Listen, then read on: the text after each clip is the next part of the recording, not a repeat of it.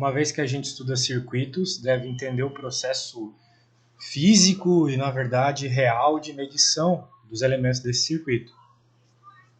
Aqui a gente tem uma ideia dos principais dois medidores quando a gente está falando de circuitos elétricos, que é o amperímetro e o voltímetro. Qual é o significado deles físico e o efeito matemático nas contas, né? Vamos analisar então. O amperímetro, como o próprio nome indica, ele está ali para medir corrente. Então, a gente estudou que a corrente elétrica se mantém a mesma, se mantém constante, quando eu coloco um elemento em série nesse circuito. Então, todos os elementos em série têm a mesma corrente, ela não muda então naqueles elementos em série. Por isso o amperímetro entra em série. Aqui na figura ele está em série, né? Com esse resistor aqui. Então a gente mede exatamente a corrente que está passando nele também. Só que a gente sabe que pela lei de Ohm, um elemento que tem resistência, ele modifica a corrente do circuito. Então, o amperímetro ideal, ele não aplica nenhuma resistência no circuito. Muito bem. O voltímetro segue a mesma ideia, porém com adequações. Se a gente quer medir a diferença de potencial sem causar modificação nesta, então é necessário que o voltímetro entre em paralelo naquele elemento que a gente quer medir. Então vai uma daquelas hastes do voltímetro vão num lado do resistor que você quer medir a diferença de potencial e a outra vai na outra perna desse resistor. E para que ele meça sem alterar o valor da diferença de potencial no circuito, também para um voltímetro ideal, a sua resistência deve ser infinita, deve ser muito alta. Até quem já mexeu um pouco com esses equipamentos sabe que, dependendo da resistência do circuito, você vai alterando a chave ali do voltímetro, o que, na prática, dentro do aparelho, está aumentando ou diminuindo a resistência dele. E daí você consegue medir, né, com maior ou menor precisão. Ok. Os circuitos que a gente viu até aqui eram circuitos que tinham ou resistência ou capacitores. Ou tinham resistores ou tinham capacitores. Quando a gente quando a gente leva o conteúdo a algo mais prático, a gente precisa colocar todos esses elementos no circuito. Tanto resistores quanto capacitores, vai ter a bateria, eventualmente vai ter indutores. Então, por hora, a gente vai lidar com o circuito de todos os elementos que a gente aprendeu, mais simples, que é o com resistor e capacitor. Então, tá aqui, temos o circuito com resistor e capacitor. E agora a gente vai aprender a fazer conta com eles. Encontrar os elementos físicos aqui, as expressões algébricas que envolvem esses elementos. Como é que a gente vai fazer isso? Vocês têm que lembrar que um circuito ele é baseado em uma série de princípios conservativos, como qualquer coisa na física. E aqui o que tem que conservar é a energia desse circuito. Não digo energia elétrica como vocês entendem, mas a energia dos elementos do circuito. Então, claro, a energia dos elementos do circuito está associada com a diferença de potencial, que seria a energia que vocês entendem por energia do circuito. Mas a gente tem que fazer essa visão aqui de forma mais geral e analisar as várias formas como essa energia pode aparecer para a gente. A forma mais introdutória é quando a gente considera que o capacitor está ali sem carga alguma e o circuito está aberto. Então, não tem corrente passando, não tem como o capacitor carregar. Então, naquele momento, ele está descarregado, tem resistência, tem bateria. Então, se eu fosse perguntar para vocês qual que é a carga elétrica desse capacitor, e a gente sabe que a capacitância ela define quanta carga elétrica esse capacitor consegue acumular. Neste momento, pelo fato do circuito estar aberto, né, neste momento a carga do capacitor é zero. Então, como é que a carga desse capacitor vai carregar em função do tempo? porque a maioria das equações que a gente descobriu até agora na física permitem um formato que é em função do tempo. Então aqui deve seguir a mesma ideia, afinal de contas o capacitor carrega no tempo, ele demora um tempo para carregar. Como é que eu encontro isso? Aqui a gente começa a entender baseado na lei das malhas. Aquela lei que eu falei para vocês, que a gente considera um referencial, considera um sentido de propagação da corrente. E uma vez que a gente faz isso, vai escrever então as diferenças de potencial de cada elemento do circuito, até voltar para esse ponto de referência. Aqui, né, a gente vai então simplesmente alocando, né, cada termo aqui com seu respectivo sinal. Isso aí vai da definição de vocês, né? O slide faz de um jeito, o Halliday também, e por aí vai. Então a gente, né, indica que para este circuito, a partir da chave fechada, a gente vai ter a diferença de potencial da bateria. Como ela sai positiva devido à parte maior da bateria, aparece positiva na equação, de acordo com a definição do slide aqui, vocês podem fazer uma diferente, o slide faz desse jeito. Entra no capacitor, parte positiva sai na negativa, se ele aparece negativo, mesma coisa com o resistor, volta para o ponto de referência que é a chave. Então, a equação do nosso circuito fica dessa forma. Percebam que tem o termo de capacitor, tem o termo de resistor. Isso é uma equação diferencial ordinária. Por que ordinária? Porque ela depende exclusivamente do tempo. O y depende exclusivamente de x, tal qual uma EDO. Eu acredito que vocês já estejam aprendendo isso em cálculo 3, equações diferenciais, não sei exatamente qual é a matéria que vocês fazem. Mas, então, aqui a gente tem uma variável dependente, que é o Q, e uma variável independente, que é o T. O T varia independente da carga que entra no site do circuito. O tempo é o tempo. Então, a gente resolve essa EDO indicando, então, que é possível escrever todos os elementos aqui, né, carga, corrente, etc., em função de Q.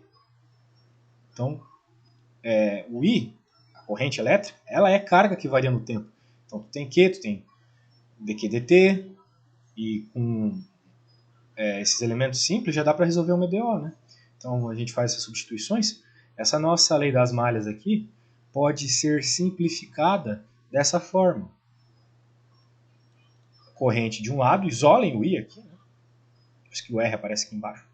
Igual a isso. Então, dQ dt de um lado e Q do outro. Essa é uma EDO separável, muito simples de resolver. É só passar o Q dividindo e o T multiplicando, faz a integral, dQ sobre Q, a integral disso é um ln, por isso que aparece ln aqui, e a integral de dt é o próprio T. Então, eu acredito que essa é a primeira EDO que vocês aprendem a resolver no curso de vocês. Então, como era de se esperar, a carga tem esse formato aqui, ó. Bem, exata posição de cada uma das constantes aqui não era tão de se esperar, né? Mas, bem, era de se esperar então que na frente tivesse um termo de carga, e um termo de carga que, quando o tempo tende a infinito, desce a carga total possível no capacitor, que é dada por Q igual a C vezes V, né? No caso aqui epsilon, diferença de potencial. E que a carga desse capacitor ela crescesse de forma exponencial.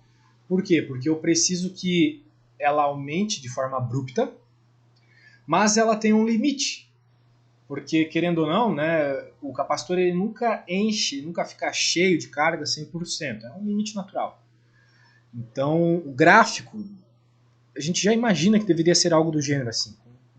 Uma tendência a um valor máximo. Esse valor máximo é a carga do capacitor que a gente já aprendeu aí no assunto da outra prova.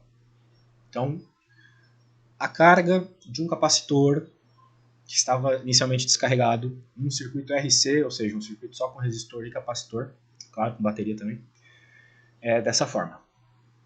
Uma equação simples como essa aqui. Se existe a equação da carga, tem que existir a equação da descarga. A equação da descarga tem que ter os mesmos limites naturais que a gente imagina. Então ele vai começar supostamente carregado, totalmente carregado. A gente considera assim como um tempo muito longo, é o infinito, então no infinito ele chega nessa carga máxima e ele decresce também exponencialmente. E tal qual a gente observa aqui esses limites naturais, também existe um limite natural de descarga, que é zero. A gente imagina que lá no infinito a carga do capacitor, se ele está descarregando, vai ser zero. Então, é isso que a gente tem que colocar como condição de contorno do nosso problema. É como se fosse aqueles problemas de valor inicial que vocês aprendem em equações diferenciais. Vocês têm a ideia do que vocês querem para t igual a zero, a quantidade de carga que vocês querem ter igual a zero, e a quantidade de carga que vocês querem ter igual a infinito. Então, com essas duas condições, a gente consegue exatamente uma equação para a carga de um capacitor num determinado circuito. De forma genérica, a carga e a descarga é dada por essas equações que mostrei aqui para vocês. Né? Então, no específico, vocês podem simplesmente substituir esses termos. Ok. Tem um elemento importante nessas equações, que aparece sempre, que é esse tal igual a R sobre C. Percebam que esse termo ele aparece novamente, naturalmente, ao resolver a equação diferencial, dividindo T. Como todos vocês já sabem, em funções especiais como seno, cosseno, tangente, ln, exponencial, os argumentos dessas funções não podem ter unidade. Então, como este termo aqui depende do tempo, ou seja, ele tem unidade de tempo, hora, segundo, etc., o termo que o divide também tem que ter unidade de tempo para cortar as unidades. E o que está dentro, então, dessa função especial não ter unidade.